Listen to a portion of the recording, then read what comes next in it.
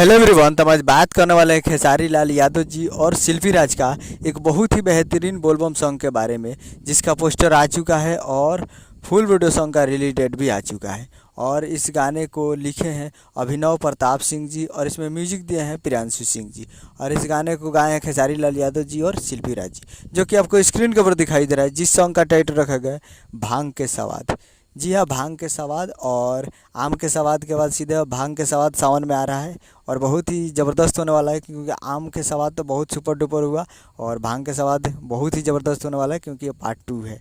और ये video song release 21 जुलाई 2023 को एट 6 AM पे फुल वीडियो सॉन्ग को रिलीज़ किया जाएगा। यानी कल नहीं परसों इसको रिलीज़ किया जाएगा।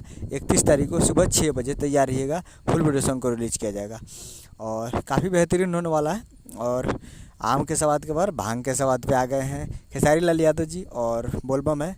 देखते हैं कैसा है, सुनते हैं। 31 जुलाई को सुबह 6 बजे तैयार रहेगा web music Bhojpuri YouTube channel पे। उम्मीद करूँ कि वीडियो अच्छा लगा तो चैनल को सब्सक्राइब बेल आइकन प्रेस करिए, ताकि ऐसे खेसारी लाल यादव जी के लेटेस्ट न्यूज़ लाते रहे। मिलते हैं अगले वीडियो में, तब तक के लिए जय हिंद, जय भोजपुरी।